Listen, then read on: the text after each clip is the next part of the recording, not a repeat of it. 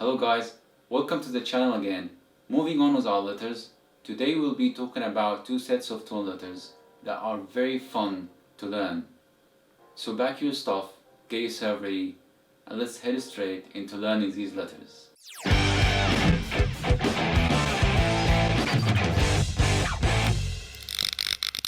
So the first letter of today is the eighth letter of Arabic, and as always, let's start off by showing how it is written and pronounced in its general form.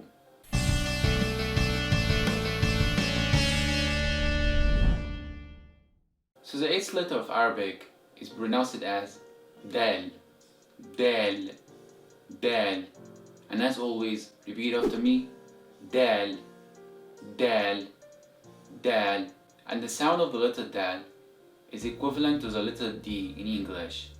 And the way you pronounce this letter is by pressing the tip of your tongue against your front mouth, right behind your front teeth, then breathe out as you pronounce this letter.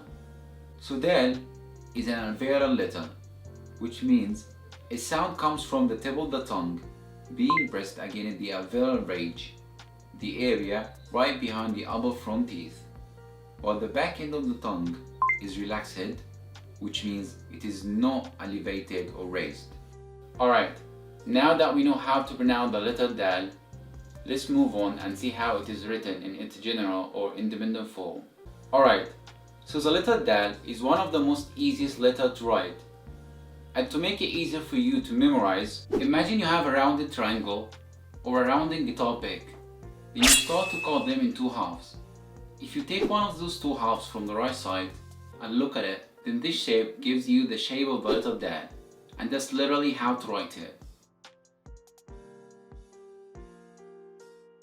Alright, now that we know how to write the letter Dal, let's move on and see its different form in different position of a word.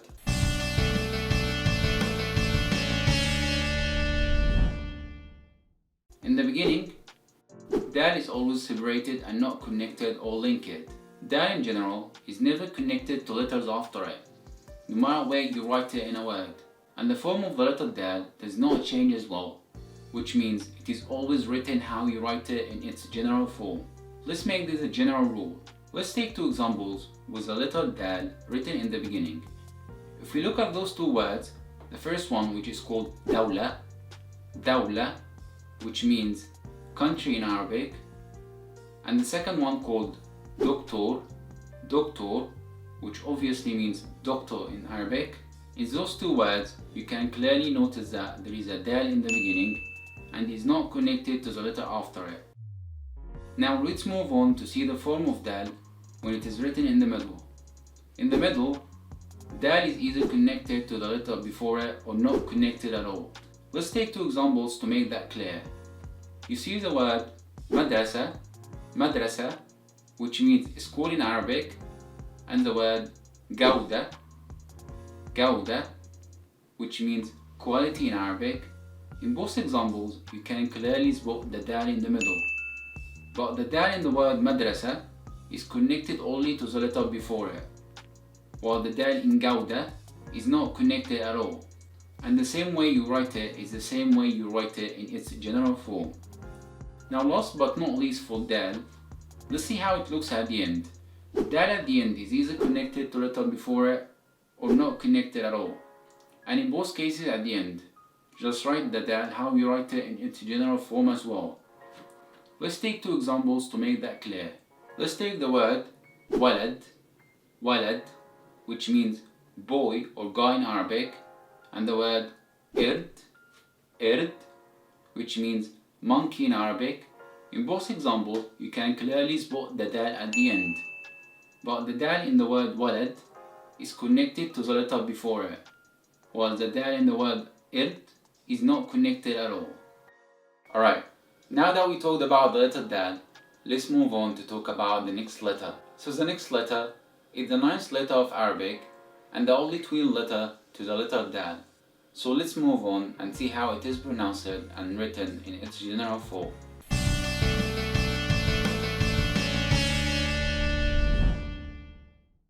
So the ninth letter of Arabic is pronounced as Dal, Dal, Dal, Repeat after me. Dhal, dhal, dhal. And the sound of the letter zal is equivalent to the letter th in English, as in the word the or the word other.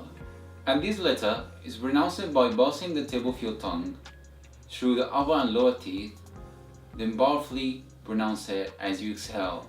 So dhal is an interdental letter, which means a sound comes from putting the tongue between both the upper and lower teeth, and the back end of the tongue is relaxed, which means it is not raised or elevated. Also, when you pronounce this letter, you can feel the vibration in your vocal cords, like Alright, now that we know how to pronounce the letter Dal, let's move on and see how it is written in its general form. Alright, when it comes to writing the letter Dal, if you learn how to write the letter Dal, then you very much learn how to write the letter Dal. And that's because Dal is basically the letter Da, but with a dot placed over it. And that's literally how to write it. Alright, now it's time to move to its different form in a different position of a word.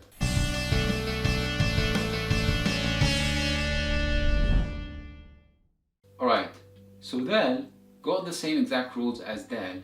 Well, they are called twins for a reason.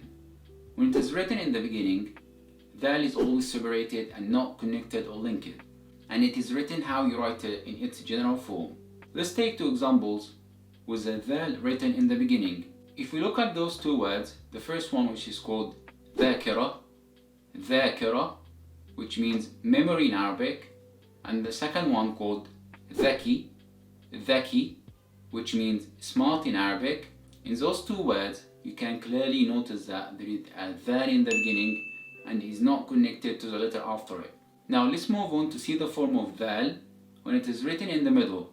In the middle, Dal is either connected only to the letter before it or not connected at all, same as the letter Dal. Let's take two examples to make that clear. You see the word مذيع, which means presenter in Arabic, and the word إذاعة, which means broadcast in Arabic. In both examples, you can clearly spot the Dal in the middle. But the Dal in the word مذيع is connected only to the letter before it, while the Dal in word إذاعة is not connected at all, and the way you write it is the same way you write it in its general form. Now last but not least for Dal, let's see how it looks at the end. Dal at the end is either connected to the letter before it or not connected, and in both cases at the end, just write the Dal how you write it in its general form as well. Let's take two examples to make that clear. Let's take the word tilmid, which means student in Arabic, and the word istahwadh, which means position in Arabic. In both examples, you can clearly spot the Dal at the end. But the Dal in the word tilmid is connected to the letter before it, while the Dal in the word istahwadh is not connected at all. Same rules as Dal. Alright guys, now that we talked about the first set of twin letters, let's move on and talk about the next set of twin letters. Alright, so the third letter for today is the 10th letter of Arabic. And once again, let's see how it is pronounced and written in its general form.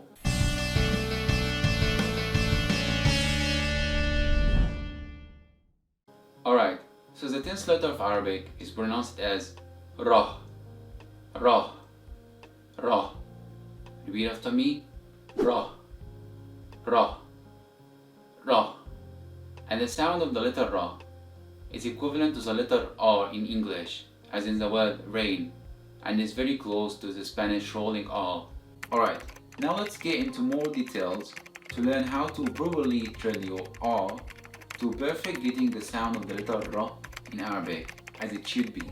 First off, let's start by mentioning that even though we said earlier that the sound of the letter Ra in Arabic is close to the sound of the letter R in English, but they are not actually the same. They are close, but still different. In fact, the sound of the Arabic Ra happens slightly back at the end of the alveolar ridge, and the alveolar ridge is a hard area right behind the upper front teeth, as we mentioned before, while the sound of the letter R happens way farther at the back of the mouth. So if you want to pronounce the Arabic letter Ra like a native speaker, then you need to practice it in its own proper way and not to pronounce it with the English R sound. But how can we do that? Let's break it down into sections. First off, with the whole process, your both lips and tongue need to be relaxed. What you need to do next is to curve the tip of the tongue from the front side. So the tip of the tongue is curved inward as it is slightly touches the end of the gum ridge or the end of the alveolar ridge. And to make it more clear, it is the area where your palate starts to stop being flat and starts to curve upward. And at this exact area, this is where the curved tip of the tongue is slightly touching. And remember, it is slightly touching and not pressing, because if it is pressing, then that makes the tip of your tongue tensioned, and that in return won't make you able to pronounce the letter Ra. Hence why I said in the beginning that your tongue should be relaxed. So again, it's slightly touching and not pressing. Now what you need to do next is to blow air at the tip of the tongue, and this flow of air passes through it as it starts to flap quickly, and this gives us the sound of the letter Ra. But the question here now, how does the air exactly pass through? Well, when the air is blown at the tip of the tongue that touches the area that we mentioned earlier, you can notice that this creates a small gap between both of them, and this gap is where the air passes through. So the flickering sound of the letter Ra happens when the air blown passes through the tip of the tongue, then the tongue tries to block the flow of the air, then air passes through again, and this process is repeated many times quickly, giving us the flickering sound of the letter Ra. So to recap the whole thing, the tip of the tongue is curved inward in a relaxed manner as it slightly touches the end of the gum ridge. The air then is blown at the tip of the tongue as it passes through the gap between the tip of the tongue and the gum ridge, with the tongue flapping.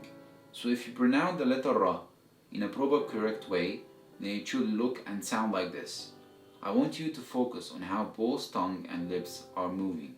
Ra, Ra, Ra, Ra. Now one thing you can do that can help you when you practice this letter is to choose any English words that end with the letter R. Then pronounce these words with the Arabic Ra sound instead of the English R sound. Let me show you that with 3 examples.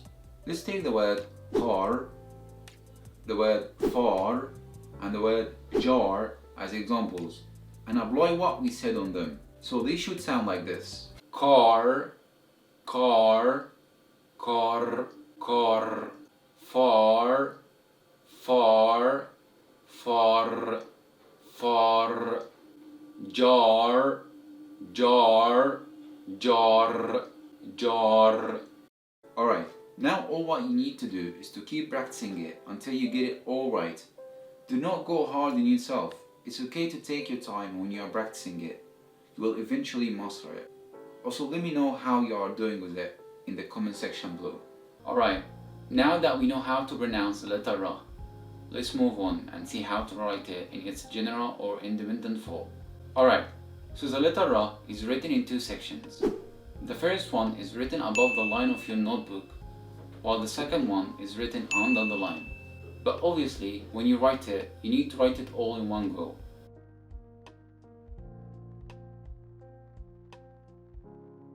To make it more easier for you to memorize, the shape of the letter Ra is very close to the shape of the banana. So whenever you eat your yummy delicious banana, always make sure to remember the letter Ra. Yeah, boy. Alright, now it's time to move to its different form in different positions of the word.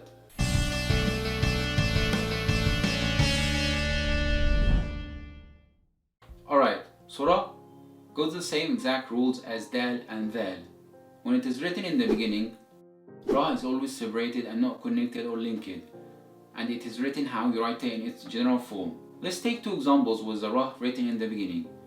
If you look at those 2 words, the first one, which is called Raml, Raml, which means sand in Arabic, and the second one called Risha, Risha, which means feather in Arabic. In those 2 words, you can clearly notice that there is a Ra in the beginning and is not connected to the letter after it. Now let's move on to see the form of Ra when it is written in the middle. In the middle, Ra is either connected only to the letter before it or not connected at all. Let's take two examples to make that clear. You see the word markaz, which means center in Arabic, and the word surah, which means picture in Arabic. In both examples, you can clearly spot the Ra in the middle. But the Ra in the word markaz is connected only to the letter before it, while the Ra in the word surah is not connected at all. And the way you write it is the same way you write it in its general form. Now last but not least for Ra, let's see how it looks at the end. Ra at the end is either connected to the letter before it or not connected. And in both cases at the end, just write the Ra how you write it in its general form as well. Let's take two examples to make that clear. Let's take the word nahr, which means river in Arabic, and the word fishar, which means popcorn in Arabic. In both examples, you can clearly spot the Ra at the end. But the Ra in the word nahr is connected to the letter before it, while the Ra in the word fishar is not connected at all. Alright guys, now that we talked about the letter Ra, let's move on and talk about the next letter. Alright, so the last letter for today is the 11th letter of Arabic and is the only 12th letter for the letter Ra. So once again, let's see how it is pronounced and written in its general form.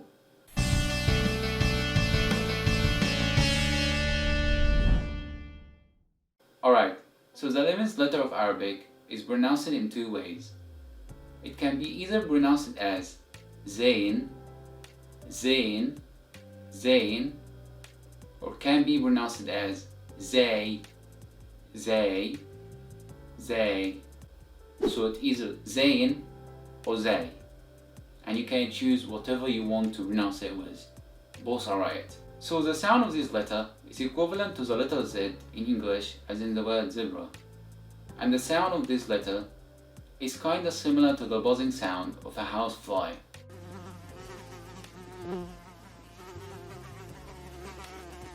So letter Zayn or Zay is an alveolar letter.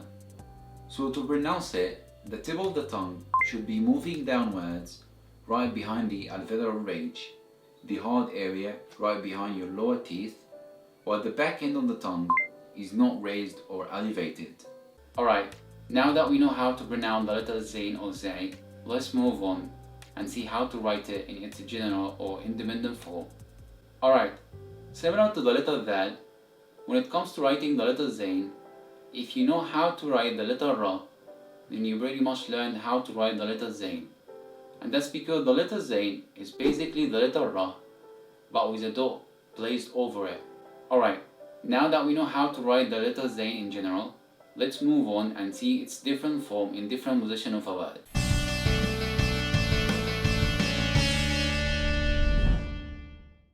Alright, so Zayn got the same exact rules as Ra. When it is written in the beginning, Zayn is always separated and not connected or linked, and it is written how we write it in its general form. Let's take two examples with the Zayn written in the beginning. If you look at those two words, the first one, which is called Zayim, which means leader in Arabic, and the second one called Zayt, which means oil in Arabic. In those two words, you can clearly notice that there is a Zayn in the beginning and it is not connected to the letter after it. Now let's move on to see the form of Zayn when it is written in the middle. In the middle, Zayn is either connected only to the letter before it or not connected at all. Let's take two examples to make that clear. You see the word Mazra, which means farm in Arabic, and the word Wazn, which means weight and in the size in Arabic. In both examples, you can clearly spot the Zayn in the middle, but the Zayn in the word Mazra is connected only to the letter before it, while the Zayn in Wazn is not connected at all. And the way you write it is the same way you write it in its general form. Now last but not least for Zayn, let's see how it looks at the end. Zayn at the end is either connected to the letter before it or not connected, and in both cases at the end, just write the Zayn how you write it in its general form as well. Let's take two examples to make that clear. Let's take the word Kins, which means treasure in Arabic, and the word Moz, which means the fruit banana in Arabic. In both examples, you can clearly spot the zayn at the end, but the zayn in the word kins is connected to the letter before it, while the zayn in the word moz is not connected at all. Now, last thing to talk about today is a very quick notice that we got used to by now. You can find multiple dal, dhal, ra, and zayn in the same word. Let me provide you with 4 examples for more clarity. If we look at the word duda, which means worm in Arabic, and the word dhabdaba, which means vibration in Arabic, the word murur, which means traffic in Arabic, and the word zilzal, which means earthquake in Arabic. In those 4 examples, you can clearly spot same multiple letters that we talked today in the same words, where in the first example, the dal is written in the beginning, in the middle, and they are not connected. In the second example, the letter dal is written in the beginning not connected, and in the middle connected, while the third one, ra, is written in the middle connected, and at the end not connected. And for the last example, the letter zayn is written in the beginning not connected, and in the middle connected, and so on with the examples. And that's it for our quick notice today. Alright guys, that's it for today. I hope you found this lesson easy and helpful. If you have any question regarding this lesson, then make sure to drop them in the comment section below, and I will gladly answer them for you. In the next lesson, we will be going through another 2 sets of 12 letters, and some of these letters are challenging, especially for non-Arabic speakers. So get ready for them. Goodbye for now, and as always, I'll see you in the next Arabic Ark.